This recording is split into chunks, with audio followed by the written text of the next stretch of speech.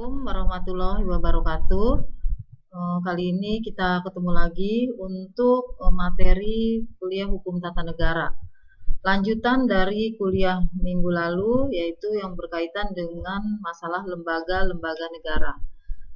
Saya sudah jelaskan terkait lembaga negara adalah sampai dengan presiden.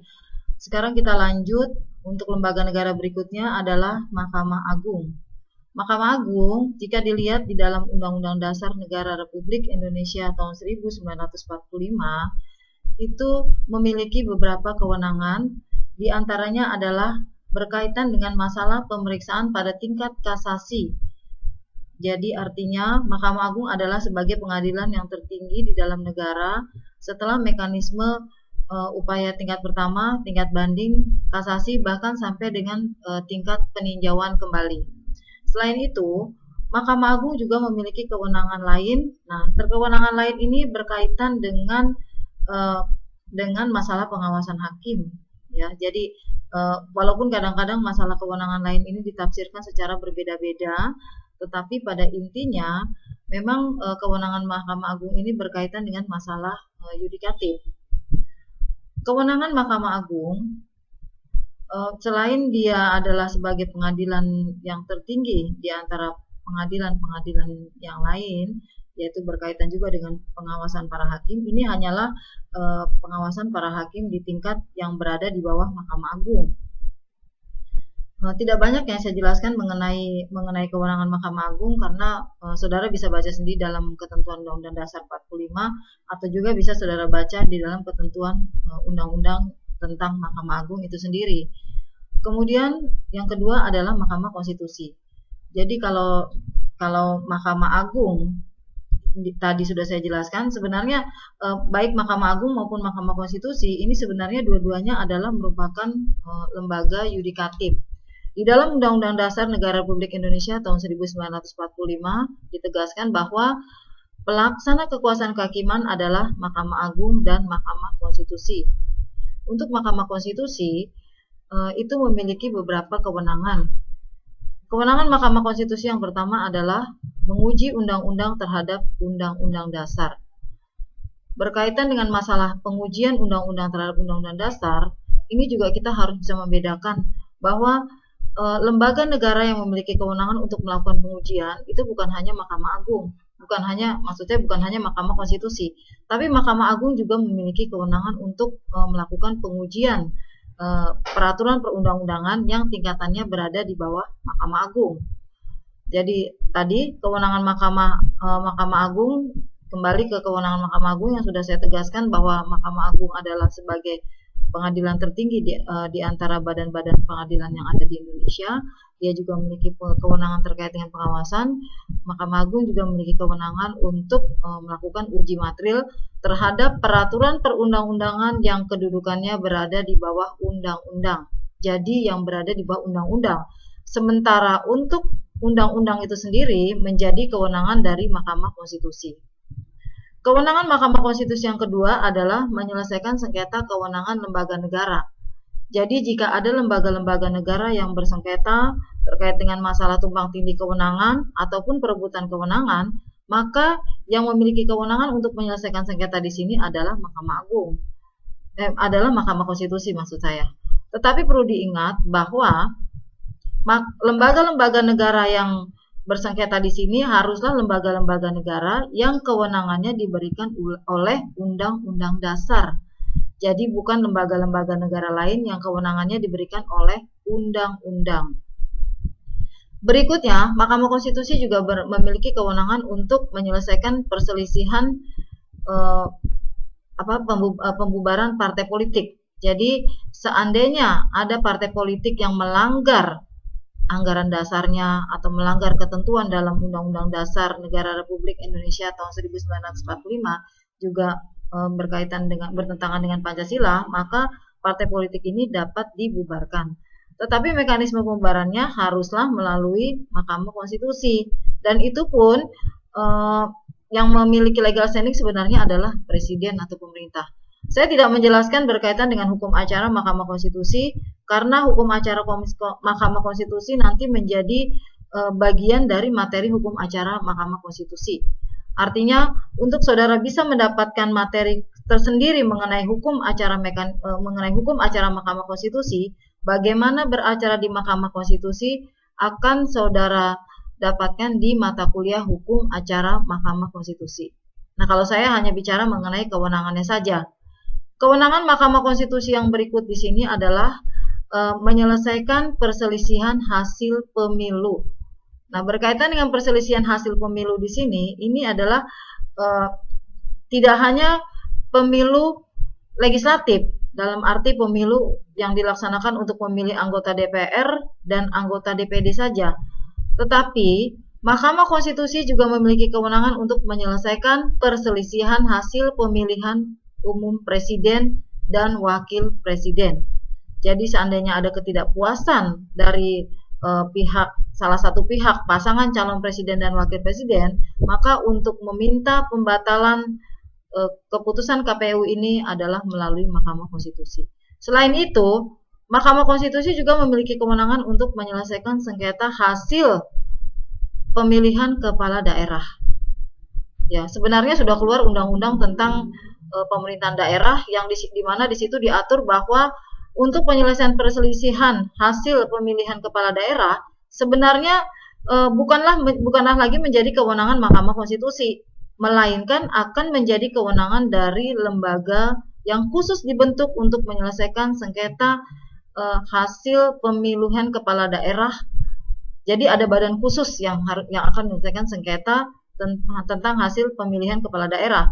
Namun juga ditentukan dalam undang-undang tersebut bahwa sebelum lembaga tersebut terbentuk atau badan penyelesaian sengketa pemilu kepala daerah tersebut terbentuk, maka yang memiliki kewenangan untuk menyelesaikan perselisihan di sini adalah Mahkamah Konstitusi. Nah, jadi saya ulangi, MK memiliki beberapa kewenangan. Yang pertama adalah menguji undang-undang terhadap undang-undang dasar, menyelesaikan sengketa kewenangan lembaga negara, menyelesaikan pembubaran partai politik, menyelesaikan sengketa hasil pemilihan umum, baik pemilihan umum legislatif, pemilihan umum presiden maupun pemilihan umum kepala daerah. Itu adalah kewenangan yang dimiliki Mahkamah Konstitusi. Tetapi selain memiliki kewenangan, MK juga memiliki satu kewajiban. Kewajiban Mahkamah Konstitusi di sini adalah untuk menyelesaikan memutus pendapat DPR tentang adanya dugaan pelanggaran hukum oleh presiden dan atau wakil presiden. Jadi seandainya presiden dan atau apakah presidennya sendiri atau wakil presidennya sendiri atau keduanya secara bersamaan melakukan pelanggaran hukum, maka jika presiden ingin diberhentikan, prosedurnya haruslah juga melalui keputusan Mahkamah Konstitusi. Artinya presiden selaku presiden atau wakil presiden di sini adalah berkedudukan selaku termohon, sementara pemohonnya di sini adalah DPR. Jadi pendapat DPR yang memang dianggap bahwa presiden itu melakukan pelanggaran hukum ini dapat dibatalkan oleh Mahkamah Konstitusi. Tetapi ingat bahwa putusan Mahkamah Konstitusi tidak serta-merta kemudian dapat memberhentikan presiden, karena tetap saja pemberhentian presiden itu menjadi kewenangan dari MPR. Jadi hasil dari putusan Mahkamah Konstitusi ini dibawa kepada MPR, barulah kemudian nanti MPR yang akan memutuskan apakah MPR sependapat atau tidak dengan pendapat Mahkamah Konstitusi, sehingga perlukah presiden dan atau wakil presiden tersebut diberhentikan oleh MPR, misalnya seperti itu. Lembaga negara yang berikutnya adalah Badan Pemeriksa Keuangan. Saya hanya mencoba menjelaskan mengenai perbedaan kedudukan ataupun kewenangan dari Badan Pemeriksa Keuangan sebelum diamandemen dan sesudah. Kalau sebelum diamandemen, itu BPK hanya memiliki kewenangan untuk memeriksa pertanggungjawaban keuangan negara. Jadi artinya ketika tugas-tugas yang dilaksanakan oleh pelaksana keuangan negara dalam hal ini adalah eksekutif, barulah kemudian hasil pertanggungjawaban eksekutif ini kemudian diperiksa oleh Badan Pemeriksa Keuangan. Berbeda dengan setelah Undang-Undang Dasar kita diamandemen. Setelah Undang-Undang Dasar kita diamandemen, kewenangan Badan Pemeriksa Keuangan tidak hanya sebatas pada memeriksa tanggung jawab keuangan negara, melainkan Badan Pemeriksa Keuangan juga memiliki kewenangan untuk memeriksa pengelolaan dan pertanggungjawaban keuangan negara.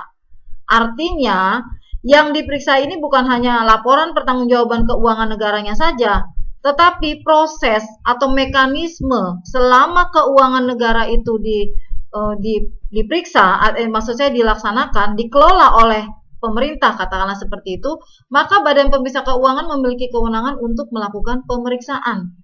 Jadi seandainya di dalam proses pelaksanaan atau pengelolaan keuangan negara tersebut terjadi penyimpangan, maka Badan Pemeriksa Keuangan memiliki kewenangan untuk melakukan pemeriksaan seperti itu. Berikutnya, lembaga negara yang lain di sini adalah Komisi Yudisial. Komisi Yudisial di sini adalah memang orang sering cenderung mengatakan ini adalah badan pengawas hakim. Ya memang salah satu kewenangan dari Komisi Yudisial di sini adalah melakukan pengawasan terhadap hakim. Ini sempat dipersoalkan, apakah yang dimaksud dengan hakim ini seluruh hakim ataukah juga hakim konstitusi. Nah, ini pernah dilakukan suatu gugatan ya, katakanlah pernah ada permohonan kepada Mahkamah Konstitusi agar Komisi Yudisial ini memiliki kewenangan untuk mengawasi, ya katakanlah bahwa pengawasan yang dilakukan oleh Komisi Yudisial sebaiknya dibatasi hanya terhadap hakim-hakim yang berada di bawah Mahkamah Agung saja. Tetapi ternyata MK memutuskan bahwa seluruh hakim dapat diawasi oleh Komisi Yudisial, ya termasuk di dalamnya adalah Hakim Agung. Nah itu. Tapi MK memutuskan bahwa hakim konstitusi justru tidak dapat diawasi. Nah ini kemudian menjadi persoalan. Padahal di dalam permohonan tidak ada satupun permintaan untuk apakah hakim konstitusi tersebut dapat diawasi atau tidak. Ternyata MK sudah memasang rambu-rambu terlebih dahulu bahwa seandainya nanti muncul apakah hakim konstitusi dapat diawasi atau tidak, sudah ada putusan MK yang mengatakan bahwa hakim MK itu nggak bisa diawasi karena sudah ada putusan Mahkamah Konstitusi. Padahal nggak pernah ada yang mengajukan permohonan ataupun pertanyaan apakah hakim MK itu dapat diawasi atau tidak. Nah ini ya sempat sampai sekarang masih menjadi suatu persoalan karena masa sih hakim MK tidak dapat diawasi? Apakah hakim MK itu adalah berbeda dengan hakim yang lain misalnya seperti itu. Nah untuk lembaga-lembaga negara ini adalah saya sudah jelaskan ya. Jadi lembaga negara yang masuk dalam lingkup hukum tata negara adalah lembaga negara yang seperti sudah pernah saya jelaskan adalah MPR, DPR, DPD, kemudian DPRD. DPRD ini sebenarnya sama dengan DPR, hanya lingkupnya saja yang berbeda. Kalau DPR lingkupnya adalah nasional, sementara DPRD lingkupnya adalah pada tingkatan provinsi ataupun kabupaten ataupun kota. Ya, untuk kewenangan DPRD dengan DPR sebenarnya sama, hanya lingkupnya saja yang berbeda. DPR ada pada tingkat nasional, sementara DPRD ada pada tingkatan daerah, seperti itu. Kemudian juga presiden yang sudah saya jelaskan ya, pada saat itu presiden yang dibantu oleh wakil presiden dan sejumlah menteri negara, ini juga lembaga negara yang menjadi lingkup mata kuliah hukum tata negara. Saya ulas kembali karena itu sudah penjelasan yang minggu lalu saya jelaskan. Kemudian Mahkamah Agung dengan Mahkamah Konstitusi, sebagaimana sudah saya tegaskan, dua lembaga ini adalah sebagai yudikatif, dalam arti mereka adalah pelaku kekuasaan kehakiman. Hanya bedanya Mahkamah Agung dengan Mahkamah Konstitusi di sini adalah kalau di bawah Mahkamah Agung itu ada badan-badan peradilan.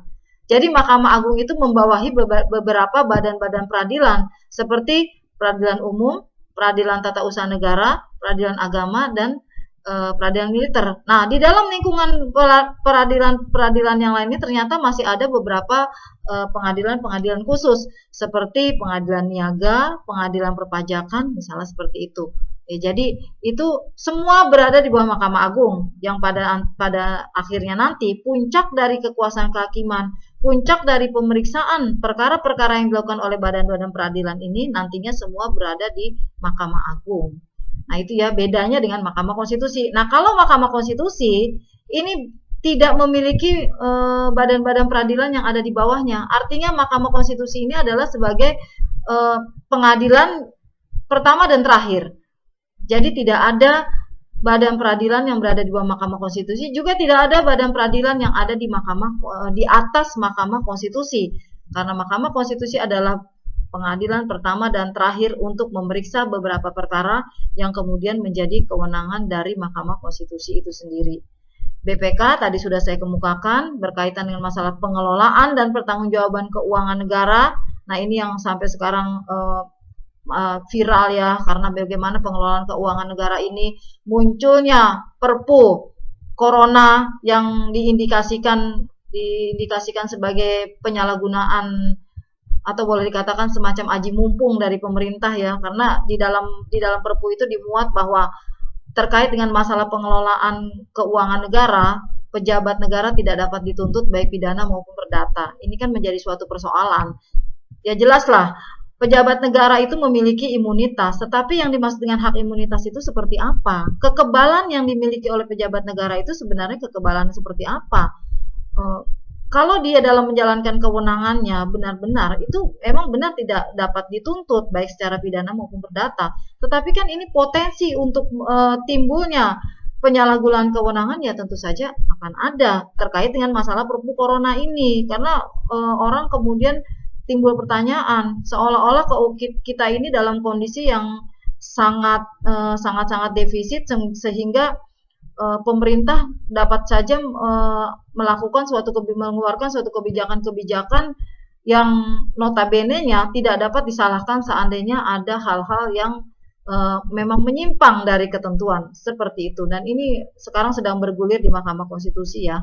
Jadi hari ini persidangannya karena Mahkamah Konstitusi sedang menyidangkan perkara yang berkaitan dengan pengujian Perpu itu sendiri. Ada beberapa pihak yang melakukan pengujian Perpu berkaitan dengan masalah Corona tersebut.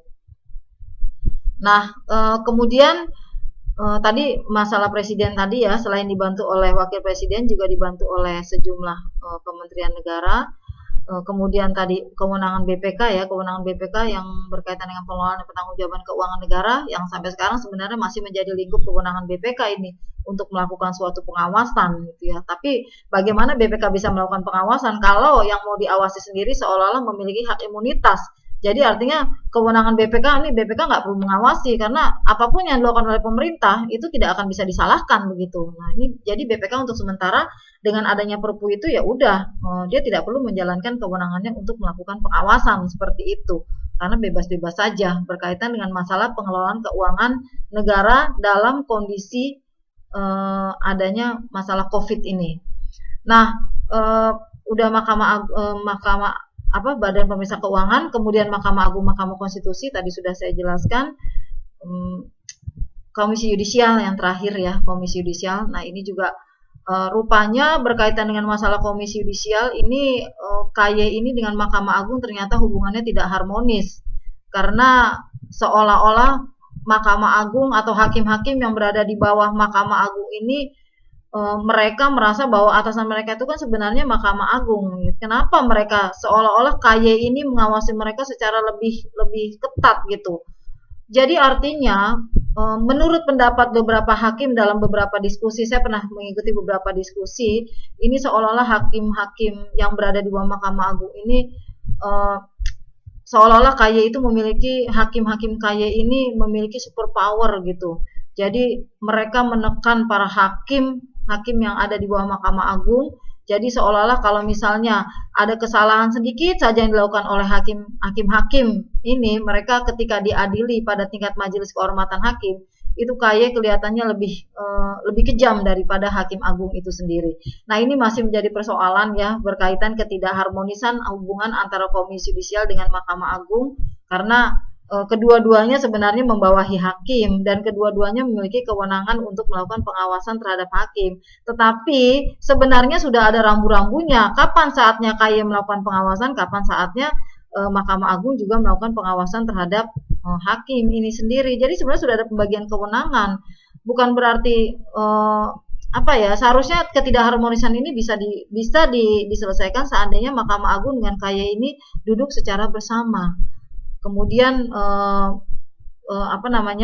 menjaring persoalan-persoalan yang berkaitan dengan ketidakharmonisan itu baru kemudian diselesaikan secara bersama oleh Mahkamah Agung dengan dengan dengan KY itu sendiri, bagaimana caranya sehingga tercipta hubungan yang harmonis. Karena judulnya KY ini kan sebenarnya adalah lembaga pengawas juga, tetapi kan sifatnya eksternal. Sementara kalau Mahkamah Agung kan ini adalah sifatnya internal di dalam lingkungan hakim. Nah, itu adalah terkait dengan masalah lembaga-lembaga negara. Untuk saudara lebih memperjelas karena keterbatasan waktu ya di dalam penjelasan ini, saudara bisa baca undang-undang yang berkaitan dengan lembaga-lembaga negara tersebut. Jadi terkait dengan masalah lembaga-lembaga negara ini tidak terhimpun dalam satu undang-undang. Jadi kalau saya bicara mengenai lembaga-lembaga negara, saudara mau tahu tentang MPR, DPR, DPD, dan DPRD, saudara harus membaca undang-undang yang berkaitan dengan MD3. Ya, yang dikenal dengan MD3, tapi sebenarnya undang-undang tentang MPR, DPR, dan DPD dan DPRD sebenarnya seperti itu ya, saudara baca. Kemudian kalau bicara mengenai presiden, ini kita belum punya undang-undang tentang lembaga presidenan sebenarnya. Tetapi kalau kita mau tahu mengenai kewenangan presiden, dia berhubungan dengan kewenangan dari lembaga-lembaga negara lain yang kebetulan kewenangannya berhubungan dengan kewenangan presiden itu sendiri. Satu-satunya undang-undang yang mengatur mengenai presiden di sini hanyalah undang-undang tentang pemilihan presiden. Jadi hanya itu saja, tetapi kan terbatas karena ini hanya untuk mengatur mengenai rekrutmen atau katakanlah pengisian jabatan presiden dan wakil presiden. Tapi terkait dengan masalah pembagian kewenangan dan lain sebagainya itu belum ada diatur secara jelas. Jadi kalau kita mau melihat bagaimana kewenangan presiden dan wakil presiden, ya kita hanya merujuk kepada Undang-Undang Dasar Negara Republik Indonesia tahun 1945. Untuk yudikatif, Mahkamah Agung dan Mahkamah Konstitusi masing-masing ada undang-undangnya tersendiri. Jadi saudara harus baca undang-undangnya, baik undang-undang Mahkamah Agung maupun undang-undang Mahkamah Konstitusi. Ya, jadi ada 2 undang-undang dan di samping itu juga ada undang-undang badan-badan peradilan yang lain. Hampir semua lembaga peradilan itu memiliki undang-undang. Saudara juga harus baca itu. Ada undang-undang tentang PT-UN, tentang peradilan negeri, peradilan agama dan lain sebagainya. Itu undang-undangnya tersendiri. Nah, walaupun itu nanti kalau saudara mau tahu bagaimana mekanisme penyelesaian perkaranya, yaitu menjadi lingkup dari mata kuliah hukum acara. Untuk BPK juga ada undang-undangnya. Nah, BPK ini berkaitan dengan masalah keuangan negara. Undang-undangnya bukan hanya undang-undang tentang BPK, tapi kalau saudara mau tahu lebih jauh mengenai keuangan negara, ya saudara harus baca juga selain undang-undang Badan Pemeriksa Keuangan, saudara juga harus baca undang-undang keuangan negara. Saudara harus baca juga pengelolaan dan pertanggungjawaban keuangan negara, anggaran negara, dan lain sebagainya yang berhubungan dengan masalah pengelolaan keuangan negara. Komisi Yudisial juga ada undang-undangnya tersendiri. Jadi, kalau saudara mau tahu mengenai kewenangannya lebih jelas, ya mau tidak mau saudara harus baca semua undang-undang itu. Jadi materinya ada di dalam undang-undang tersebut. Tetapi dengan tidak menutup kemungkinan, saudara harus mengikuti perkembangan. Ya, jadi bagaimana perkembangan lembaga-lembaga negara itu sendiri, semuanya saudara harus ikuti. Tentu saja saudara sekarang kan mudah buat saudara ya, tidak harus membaca buku, tetapi saudara bisa mendapatkan materi itu melalui medsos dan lain sebagainya. Jadi itu adalah materi mengenai lembaga negara. Sesi kedua. Untuk materi lembaga negara kita sudah selesai. Nanti pertemuan berikutnya saya akan jelaskan beralih ke materi yang lainnya. Cukup sekian untuk materi lembaga negara dari saya. Bila nanti ada pertanyaan, saudara bisa hubungi saya secara langsung ya. Terima kasih. Assalamualaikum warahmatullahi wabarakatuh.